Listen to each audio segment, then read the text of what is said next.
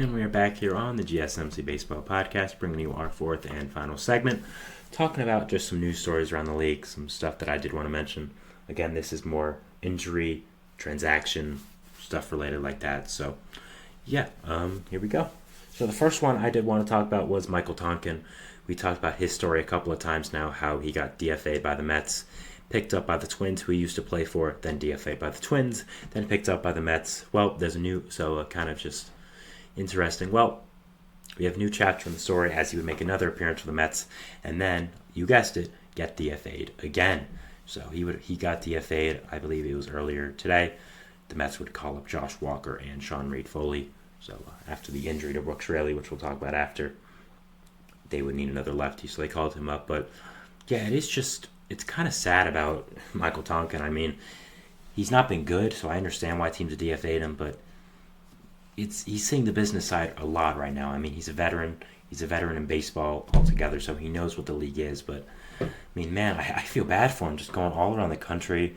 His stuff has been mailed to New York, then to Minnesota, then back to New York, and now we don't really know what's going to happen with him. So I do feel bad about what's going on here. It's really unfortunate. I understand he has to pitch better, but just kind of is a sad situation there. But we'll be seeing if there's more stories in this chapter. We'll be talking about it. But yeah, just an interesting situation right now with Michael Tonkin and what's going on with him this year with the DFAing and with the Mets and with the Twins, all that. So yeah. We have Bryce Harper. He was placed on the paternity list by the Philadelphia Phillies, so he'll be missing a few games. But congratulations to him, of course. I think family always comes first, so congratulations for having another child. We'll see how the Phillies fill in his position at first base. They did call up Cody Clemens, so I think he's going to be a utility guy / starting first baseman for the Phillies while Harper is out. We'll see if he can make a claim to have the entire year on the Phillies roster after it. He's been a good bench piece and a good depth guy for the Phillies in the past, so there could be a potential window for him to start and have significant time for the Phillies, but we'll have to see. But yeah, congratulations to Harper anyways, going on the paternity list. Congratulations for his family. I'm sure they're all very excited. So the next we have another piece of first baseman news. Tristan Casas has been placed on the 10-day IL with a left rib strain for the Boston Red Sox. Now, the Red Sox have been just getting destroyed with injuries. They lost two guys to their starting rotation. They lost Rafael Devers, Tyler O'Neill, all to the injured list, and now they lose Casas. So while there is some silver lining that they are all relatively short-term injuries, none of these guys are really going to be out for months or something like that. It is just unfortunate how well the Red Sox were playing, surprising a lot of people, performing really well. Did we expect to keep up? No, but at the same time, they were playing really, really well, just surprising a lot of people, and now they've lost a lot of great players. So it is unfortunate what's going on there.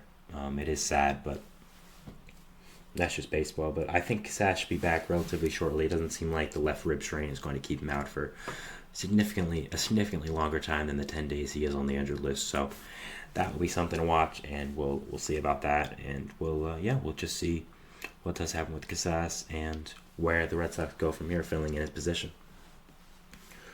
A trade here that happened, which was Mitch White traded to the San Francisco Giants from the Toronto Blue Jays. White will provide a good piece of pitching depth for the Giants, a guy that was not a former top prospect, but a former notable prospect for the Dodgers, a guy that I think the Dodgers were counting on to be depth, but it just really didn't have a spot for him on the roster, so they traded him to the Blue Jays last deadline. Hasn't worked out great, so the Blue Jays ended up getting rid of him and trading him to the Giants. So I think a solid move by the Giants here. I think Mitch White could still have something left in the tank to be a good long reliever in his MLB career. Playing with the Dodgers organization, I think that's always a benefit to anyone, so could be something there. But with all the pitching injuries they have suffered, with all the people in their rotation who are kind of high risk, including Jordan Hicks, I think it is a good idea to add another arm to your rotation, to your pitching depth, your pitching squad in general. And I think Mitch White is a good addition to your depth chart, and is a good trade overall by the Giants. So yeah, again, I just think a good depth trade here by them. Can never have too much of that. So yeah, solid there. Next, we have Merrill Kelly. He has a shoulder strain and was scratched on one of his starts over the weekend. This is very unfortunate for the Diamondbacks. I've talked about my love for Merrill Kelly multiple times on this show. I think he's one of the most underrated players in baseball, if not the most underrated. Just the guy that puts up very, very quality starts, kind of under the radar. He was not a great player back in the early 2010s or middle 2010s, really, back when he was in the MLB. But he went overseas, was a Cy Young over there and overseas, came back to the Diamondbacks, signed a contract with them, has been really, really solid for a couple of years now. So I think has been one of the most underrated players in baseball just because of his story. People don't really know who he is, and they don't really think about him when talking about the best pitchers in baseball. So I think he is one of them. I think he is an outstanding pitcher. But it is unfortunate that he is hurt with the shoulder strain. You're just really, really hoping for the Diamondbacks that does not go into anything more significant than that. So that's really all we got to say here about Merrill Kelly. You already had Eduardo Rodriguez on the injured list. Now adding Kelly, I think it's been an unfortunate couple of weeks for the Diamondbacks with just all the pitching injuries they have suffered. So unfortunate there for Kelly. I think he shouldn't be injured past that, but you're really hoping this does not balloon past just a shoulder strain and something more serious. God forbid Tommy John or something like that. You do not want that to happen right now for the Diamondbacks. So just hoping it stays a shoulder strain, but whenever there's a shoulder injury, whenever there's an arm injury for a pitcher, you do have the right to get nervous, and I think the Diamondbacks fans have the right, but I think they're hoping it's nothing too serious and hoping it is something he can come back for relatively quickly. So that'll be something to watch. Next, we have Christian Javier. He was placed on the injured list by the Houston Astros. Now, this is just so bad. I mean,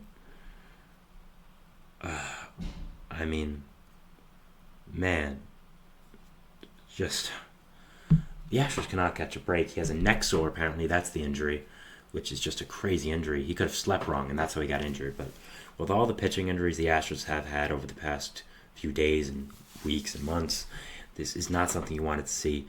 Javier was pretty consistent this year, pretty good. You are getting Verlander back, but it's basically an eye for an eye giving up Javier. So it is really unfortunate for the Astros how many pitching injuries they have suffered, how many guys have gotten hurt. So, just really unfortunate. You're hoping he comes back, but the pitching injuries the Astros have suffered have just been so awful and so unfortunate that I think that we're really, really hoping that the guys can come back and they become the Astros of old. The Astros that are playing right now are not the Astros I know. We're not the Astros that, they're not what their record shows. They're much better than that. So we're hoping it can be better, and we're hoping to see them improve in the near future. Finally, we have Nate Lowe back to the Texas Rangers and Jared Walsh being DFA'd. So getting your little bridge first baseman in with Nate Lowe being hurt, but he came back. So Jared Walsh is gone. A former All-Star with the Angels did not catch on with the Rangers, unfortunately, with the division rivals. So we'll be seeing where his MLB career does go from here, but it's not looking pretty. But for the Angels, great job getting Nate Lowe back. Is, of course, one of the better first basemen in baseball. A great, great player. A really great job by them to get him back in this lineup, and yeah, he's a really great hitter and a welcome addition. For the Mets, they had two more pieces of injury news. Brooks Raley has been placed on the 15-day IL with a shoulder strain. It looks like he won't be out for that long. It seems like he'll just be on the injured list for the minimum of 15 days. So that's really all Mets fans are hoping for. They did call up Josh Walker to hopefully fill in that other left-handed pitching void. You have him and Jake Diekman, which is kind of it now. So you're hoping these two can hold down the fort for the next 15 days. But unfortunate for Brooks Raley. The Mets bullpen has been one of their bright spots, and Raley has been a great player. So it is unfortunate that he is out. And the Mets lost Francisco Alvarez in bigger news for 6 to 8 weeks with a torn ligament in his finger. A big blow to them. They are going to have to rely on a Omar Narvaez and Tomas Nido platoon. But hopefully you get Alvarez back after that, and hopefully he can come back in time for the stretch run for the Mets. But unfortunate injury there. They've been playing so well, and the fact they did lose one of their better hitters and one of their better players is an unfortunate scene. So that is all for the show today, guys. That was our segment 4. So I want to thank you guys so much for watching. Remember to like and subscribe. Follow us anywhere you get content and updates. Facebook, Twitter, TikTok, Instagram, all that good stuff. I do again want to apologize for starting the stream late if you were watching on stream, but so I want to again thank you so much for watching. Have a great day. See you. Happy Passover. We'll see what baseball throws us tomorrow. And bye, guys. See you then.